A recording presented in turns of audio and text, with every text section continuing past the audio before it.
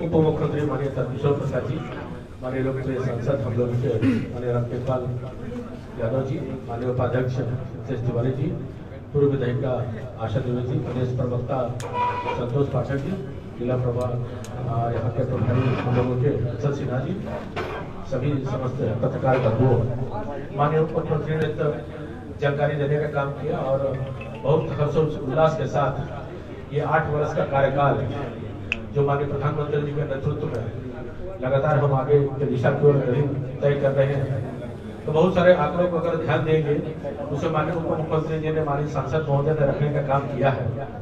कुछ विषय है जो डीबीटी के माध्यम से माननीय उप मुख्यमंत्री जी ने कहा और माननीय सांसद महोदय ने भी, डीबीटी के माध्यम से अनेक योजनाओं को जो सीधे देने का काम हो रहा है, उसके बीच से जो दलालों के अलग अलग प्रकार के जो स्थितियां पैदा होकर उनको मिलने का काम होता तो वो तो समाप्त हुआ ही है।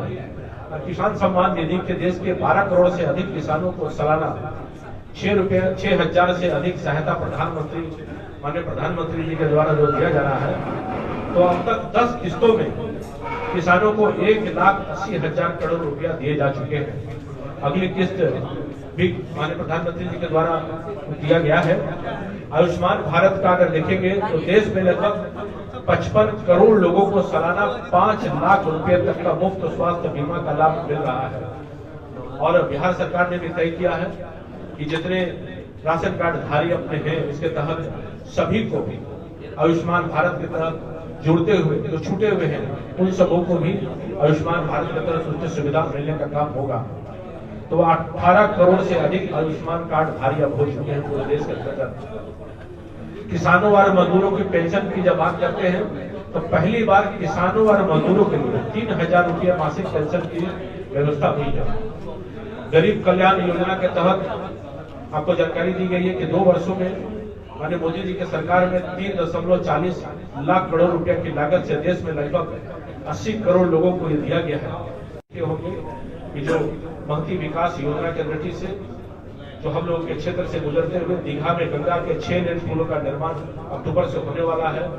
यह सब विकास के अनेक आयामों को भी, ढांचागत रचना को भी, इसमें बिहार को भी अधिकतम लाभ मिलने का काम हुआ है। जो प्रधानमंत्री जी के द्वारा विशेष पैकेज के द्वारा जो अनेक योजनाओं को दिया गया है, उसका लगातार लाभ बिहार की दृष्टि से मिल रहा है। तो आपके माध्यम से ये अन्य 8 वर्षों के माननीय प्रधानमंत्री जी के नेतृत्व में जिन मंत्रों को उन्होंने देने का काम किया है, उससे मंत्र पर भारत का आत्मविश्वास बढ़ा है, आत्मनिर्भरता के लिए आगे बढ़ने का काम हुआ है। बुनियादी किसानों और गरीबों के लिए हम लोगों ने आय को बढ़ाने का काम किया है और देश अब मुश्किलों से खड़ा होकर एक समृद्ध और समृद्ध भारत की ओर आगे बढ़ने का काम चलने वाला है। उसके भी संयोजन की दृष्टि से सतीश तिवारी जी उपाध्यक्ष भी हम लोग के बीच उपस्थित थे। उनसे भी आग्रह है विषय को रखने का काम करें।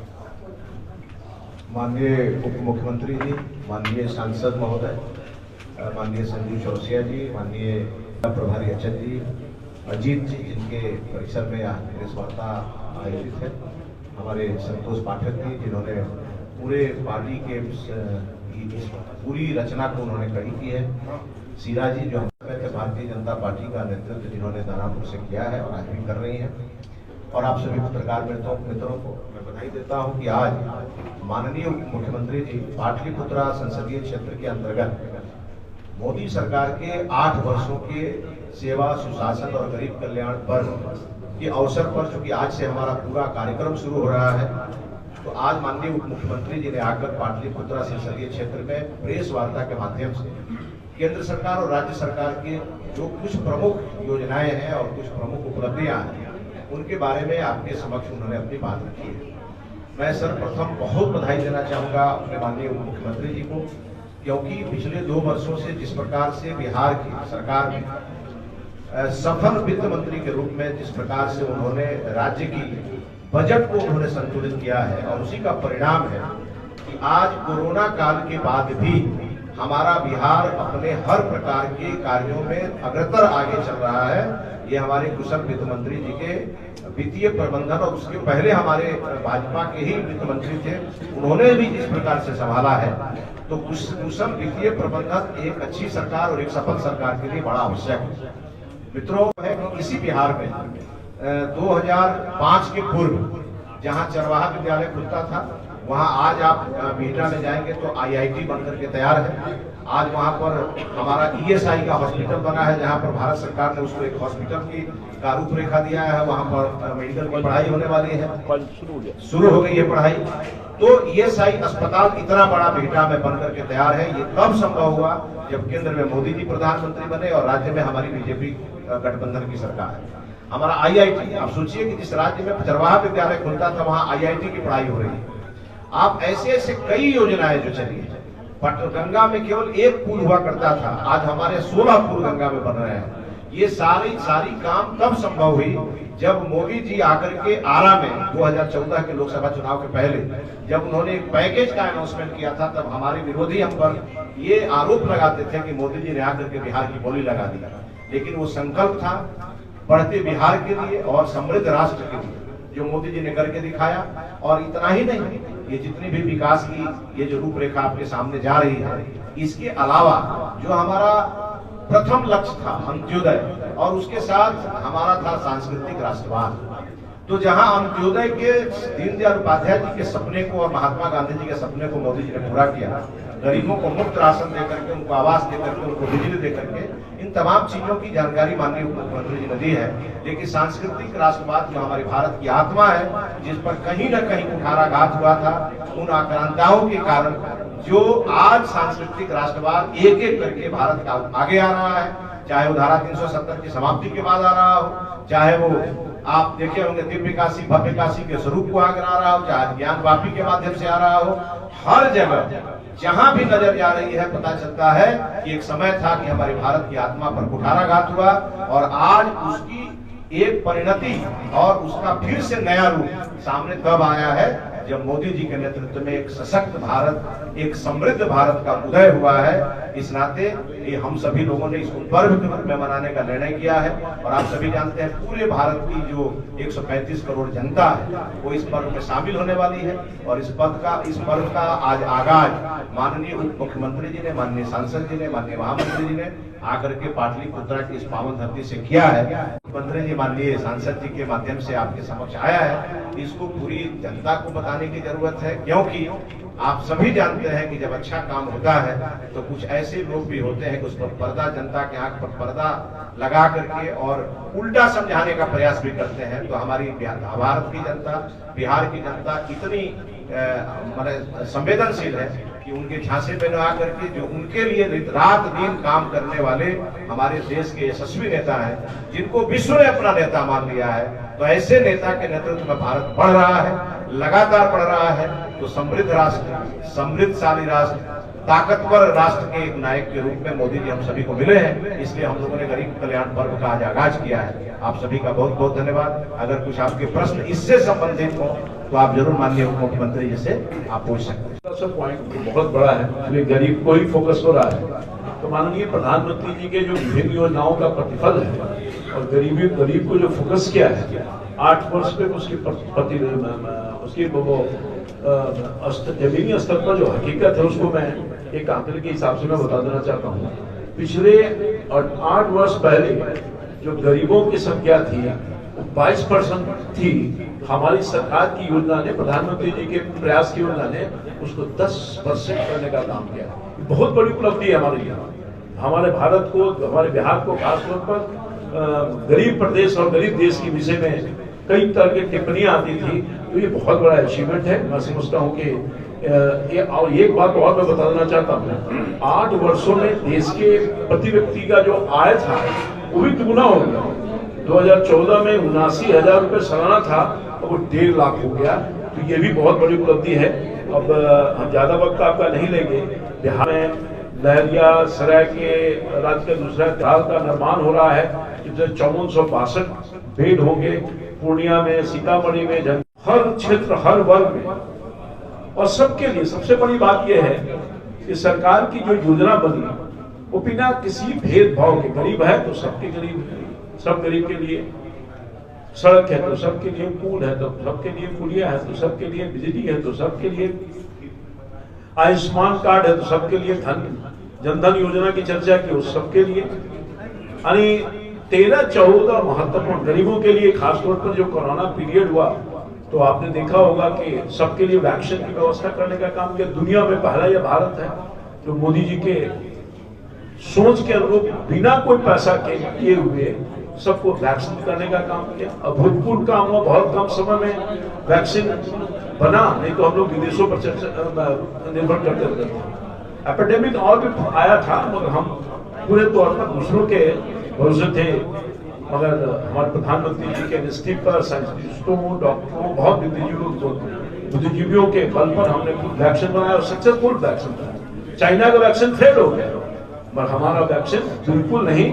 और आप देख रहे होंगे आज हम जो सुरक्षित हैं, बिना मास्क के हैं, उसमें बड़ी योगदान है। बहुत बड़ा कंट्रीब्यूशन है, चैलेंज था जो हम लोग सोच रहे थे कि पता नहीं कब क्या होने वाला है, बड़ी बहुत बड़ा काम करने का काम है। तो मैं समझता हूँ कि निश्चित तौर पर यही नहीं, कोरोना काल में जब लॉकडाउन था, गरीब लोग घर के अंदर थे, सब लोग घर के अंदर थे, उन गरीबों की चिंता थी कि कोई भूखे न मरे। और सबके लिए 80 करोड़ लोगों के लिए जहां बिल्कुल मुफ्त में राशन की व्यवस्था की गई, वही 80 करोड़ लोगों के लिए 2 रुपए 3 रुपए किलो चावल और गेहूं तो मिल ही रहा है। उसके लिए अलावा अभी अगले 6 महीने तक और भी जारी रहेगा। अनेकों काम थे। आवास योजना, मैं तो ग्रामीण विकास मंत्री का दायित्व तो संभाला हूँ। आवास योजना अद्भुतपूर्व काम, कई की आंखों में आंसू आ जाती है, जिसके घर झोपड़ी के थे 30, 40, 50 साल से कभी किसी ने सोचा नहीं होगा। आज हर गरीब को पक्का मकान मिल गया हो। विस्तारित योजना चलाई जा रही है। बहुत जगह पर प्रधानमंत्री ने कहा था हम 2022 तक किसी को हम बिना पक्के मकान के रहने नहीं देंगे। तो आज मैं समझता हूँ कि वो पूरा हो रहा है। इसको थोड़ा थोड़ा कहीं कहीं बच गया है, तो अगले 2024 तक इसको पूरा करने का संकल्प लिया है, पूरा होगा। महाराज कोई ऐसा गांव, कोई ऐसा घर नहीं जहाँ शौचालय का निर्माण नहीं किया होगा। यही नहीं, घर घर में बिजली और 24 घंटा बिजली, आप सब लोग उसके गवाह हैं। हर गांव को सड़क से जोड़ने का काम किया। अभूतपूर्व काम, जितना मैं कहूँ बहुत कम होगा, 2 घंटे चर्चा में लगेंगे। तो मुख्य रूप से मैं यही कहना चाहता हूँ कि प्रधानमंत्री जी के 8 साल के कार्यकाल में जो पिछला जो विरोधियों का कार्यकाल, अटल बिहारी वाजपेयी जी की गवर्नमेंट को छोड़ करके उसने देश को रसातल में भेजने का काम, भ्रष्टाचार। अभी हमारे डीबीटी की चर्चा कर रहे थे, वही प्रधानमंत्री जी के हुआ करते थे। राजीव गांधी जी कहते थे मैं 1 रुपया भेजता हूँ तो 15 रुपए जमीन तक पहुंचती। अब 1 रुपया भेज रहे हैं तो पूरे 1 रुपया आ रहा है। डीबीटी के माध्यम से सरकार का संकल्प है, प्रधानमंत्री जी का नेतृत्व में जो संकल्प हुआ, उसको भ्रष्टाचार से कोसों दूर रखने का काम। इसीलिए मैं कह सकता हूँ कि 8 साल के दरमियान अनेकों कार्य हुए हैं, किसान के लिए, मजदूर के लिए, नौजवान के लिए, सबके लिए पॉलिसी बनी है, सब गरीबों के लिए, और बिना भेदभाव के। और निश्चित तौर पर हमारी सरकार ने, मोदी जी के नेतृत्व वाली सरकार ने अभूतपूर्व काम किया है, जिसको शायद पिछले 50 वर्ष में जो काम नहीं हुआ, हमारे मोदी जी ने 8 वर्षों में बहुत लंबा लकीर खींच दिया है। अभी आने वाले दिन बचे हुए हैं, तो इसलिए उनको धन्यवाद देना चाहते हैं। और मुझे पूरा भरोसा है कि बिहार की जनता सहित देश की जनता और हमारे संसदीय क्षेत्र का ये इलाका ग्रामीण इलाका है, सबके लिए सब काम हुआ है, आगे भी जारी रहेगा। मैं हैंडओवर कर। आजादी के बाद कांग्रेस लंबे अरसे तक शासन में रहा, और इस बीच के कालखंड में स्वर्गीय अटल बिहारी वाजपेयी जी ने अपने कार्यकाल में खास करके सड़क संचार और कई क्षेत्रों में अपनी एक विशिष्ट पहचान बनाई। उनका जो व्यक्तित्व था काफी व्यापक रहा। अब उसके बाद जब 2014 में भारतीय जनता पार्टी को पूर्ण बहुमत मिला और भारत के यशस्वी प्रधानमंत्री श्री नरेंद्र मोदी जी के नेतृत्व में हम सब भारतीय जनता पार्टी ने एनडीए की सरकार बनी, तो कई ऐसी चीजें थी जो कहीं न कहीं भारत के जो हमारे आम लोग हैं उससे रूबरू नहीं हो पाए थे, विमुख थे। उसका कारण क्या था कि सरकार की जो भी योजनाएं बनती थी, वो संकल्प नहीं था कि उस संकल्प के साथ सिद्धि तक पहुंचाने पहुंचाने का अवसर प्रदान करें। और यह एक बड़ा एक त्रासदी था भारत की सरकार के, जो अन्य सरकारें रही। स्वर्गीय राजीव गांधी जो भारत के प्रधानमंत्री भी रहे, उन्होंने कहा भी था कि हम 100 पैसा भेजते हैं दिल्ली से, नीचे 15 पैसा पहुंचता है। ये उस समय की कथा और व्यथा थी। और हमारे प्रधानमंत्री जी ने डायरेक्ट बेनिफिट डीबीटी के द्वारा, डायरेक्ट बेनिफिट ट्रांसफर के द्वारा जितनी भी कल्याणकारी योजनाएं हैं, उन योजनाओं को आम लोग तक पहुंचाने में उस बैंक के खाते का बेहतर उपयोग किया। और जनधन योजना के तहत जीरो बैलेंस पर भारत भी है, उनका खाता खुलाने में उन्होंने अग्रणी भूमिका निभाई। और जितनी भी योजनाएं हैं, सब जो हमारी माताएं हैं, बहनें हैं, उनके नाम पर उन योजनाओं को के लाभार्थी के रूप में उन्हें चिन्हित भी किया गया। इसका सबसे अच्छा परिणाम हुआ कि जो राशि भेजी गई सीधे बैंक खाते में गई, बिचौलिया बीच में कहीं नहीं आया, उसका सीधा लाभ लोगों को, लाभार्थियों को मिला। और प्रधानमंत्री जी ने खास करके समाज के कमजोर वर्ग से निकलकर वो भारत के प्रधानमंत्री के तख्त पर बैठे थे। तो कुछ जो बुनियादी चीजें हैं, आवास है, प्रधानमंत्री आवास योजना, उसे एक बड़ी राशि से उस योजना को उन्होंने पुनर्गठित करके प्रारंभ किया। तो उसका परिणाम हुआ कि आज आवास, प्रधानमंत्री आवास योजना ग्रामीण और शहरी स्पष्ट तौर पर दिखने भी लगी है, उसका एक बड़ा लाभ मिला है।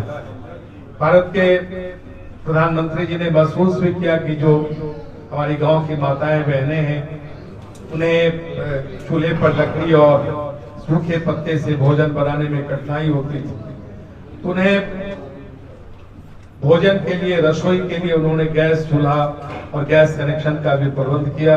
और हाल में 200 रुपया सब्सिडी भी 1 महीने में 1 गैस सिलेंडर पर उन्होंने देने की घोषणा की। और इस प्रकार से आप देखेंगे कि इसके पहले कभी कल्पना भी नहीं हो सकता था कि ग्रामीण क्षेत्रों में विद्युतीकरण भी किया जा सकता है, क्योंकि माननीय प्रधानमंत्री जी ने प्रत्येक घर में विद्युत आपूर्ति सुनिश्चित करने का प्रयास किया। प्रत्येक घर में बिजली के मीटर लगे, आज प्रत्येक घर में बल्ब जल रहा है।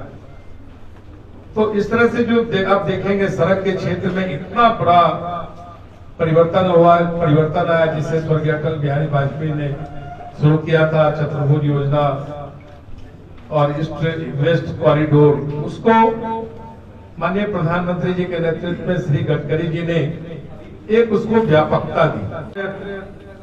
मुश्किल से 1 या 2 ब्रिज हुआ करते थे, आज पुलों की एक श्रृंखला है, 4 लेन की एक लंबी श्रृंखला पूरे बिहार में आज दिख रही है। सड़कों का लगातार निर्माण हो रहा है। तो हमारी सरकार ने बुनियादी जो चीजें थी, जो कहीं न कहीं खो गई थी हिंदुस्तान के शासन में, उसको रिस्टोर करने का काम किया। एक जो सबसे बड़ी बात है कि भारत का जो स्वाभिमान था वो कहीं न कहीं ठहर गया था। आप देखे होंगे कि एक बहुत बड़ा वक्त नहीं हुआ था। पिछली जो कांग्रेस की सरकारें रही, वो जो विकसित राष्ट्र थे, अमेरिका या यूके, जर्मनी, फ्रांस, इस तरह के जो विकसित राष्ट्र हैं, उन राष्ट्रों के का भारत लगभग पिछलग्गू बन चुका था। लेकिन भारत के यशस्वी प्रधानमंत्री जी ने पूरे वैश्विक स्तर पर जो अपने पूरे व्यक्तित्व की छाप छोड़ी, और भारत आज सभी अलग अलग फ्रंटों पर अग्रणी भूमिका में स्पष्ट तौर पर वो दिख रहा है। उनका नेतृत्व पूरे वैश्विक स्तर पर झलक रहा है। उसका एक छोटा सा उदाहरण हम देंगे कि जब पूरा विश्व कोरोना के महामारी से कहीं कहीं ठहर गया था, बड़े बड़े विकसित राष्ट्र घुटने टेक दिए थे, लेकिन भारत के प्रधानमंत्री जी ने कोरोना से बचाव के लिए कोविड का टीका का इजाद अपने देश में दो कंपनियों के द्वारा करके आम लोगों तक उसे निःशुल्क पहुंचाने की व्यवस्था की। यही भारत के लोगों के प्रति भारतीय जनता पार्टी की सरकार की प्रतिबद्धता है।